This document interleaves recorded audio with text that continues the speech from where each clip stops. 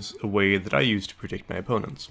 Both you and your opponent are looking to read what the other player is going to do next, and a frequent way of getting that insight is the consistent pattern that some players and champions follow. For example, LeBlanc will almost always use her W after a Q.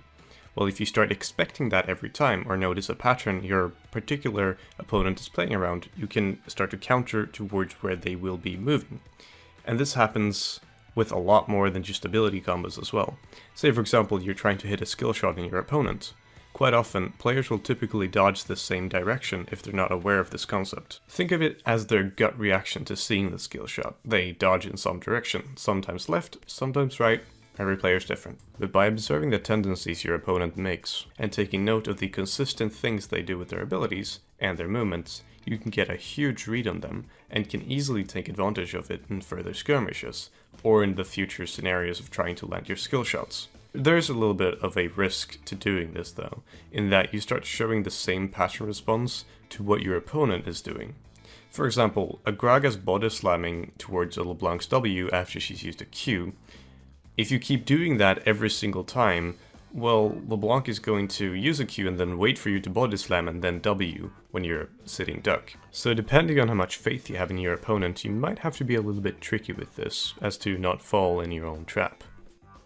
Our next tip involves a bit of the opposite of the previous tip, and is a good way to avoid your opponent using those prediction techniques on you. Clicking quickly up and down or back and forth will make your character spasm between the two locations you're clicking. This isn't just to increase your APM and pretend to be a StarCraft god, it's actually very helpful to play around the first tip, as it makes your movements harder to read. It's also very useful to dodge skill shots, because you stay moving, and you're always active, instead of standing still and having to be ready to start moving when you see danger. This type of movement is better than standing still or changing directions slowly, since it makes you less predictable. If you're just getting started with this, I would recommend keeping the cursor close to your character, as it makes the distance for your cursor to travel shorter, and thus faster. But if you get used to this, try increasing the range a little bit, so you can simply stop clicking when a skill shot comes towards you, and your character will move away on its own. Alright, for our next tip we have another trick that involves predicting enemy movements. One key tool during the laning phase that you should always be capitalizing on is in fact your own allied minions. When one of your minions start to get low, your opponent is going to walk up to it to try to get the last hit.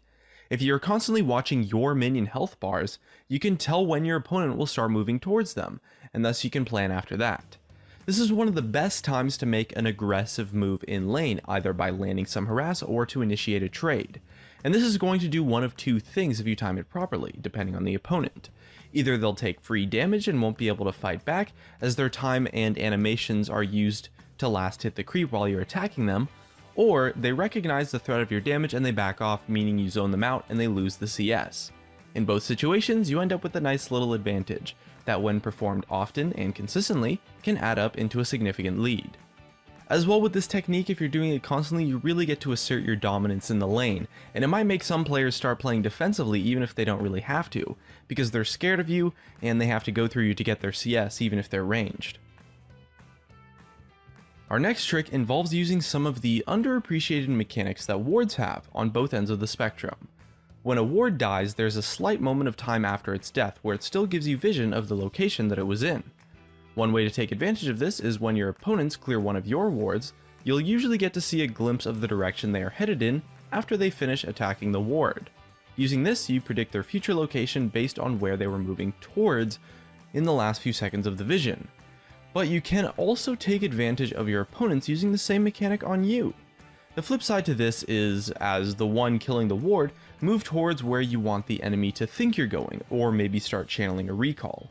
Essentially, you fake your direction or next take of action after clearing the ward until the vision fully runs out a few seconds later.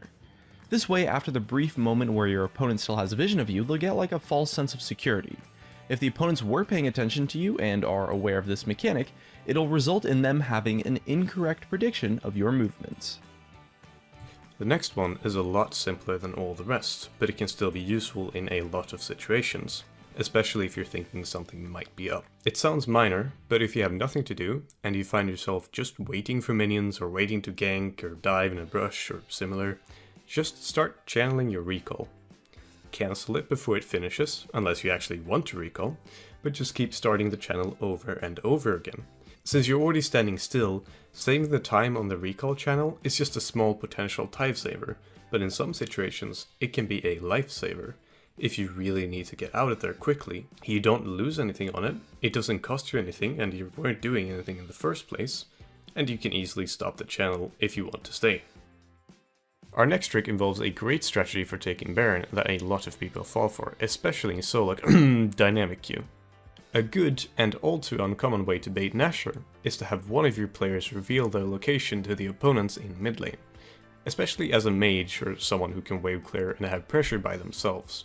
The mid laner is usually the best person to do this, since mid laners typically don't have that much damage to Baron, but have the tools to push out mid and to pressure the lane. When someone shows mid lane, or really just anywhere on the map visibly, while 3 or 4 of your team is sneaking Nashor, you can easily let them sneak it, sometimes without the enemy team even realizing. By revealing your location, you can both zone off enemies who want to start moving to Nashor Pit, but you can also push the minions so that they have an incentive to stay in lane and de-push your farm.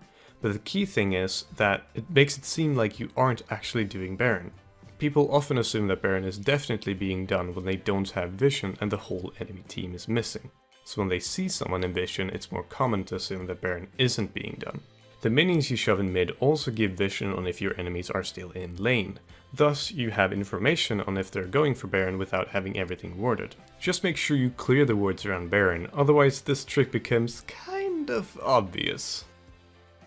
And it looks like that's going to be it for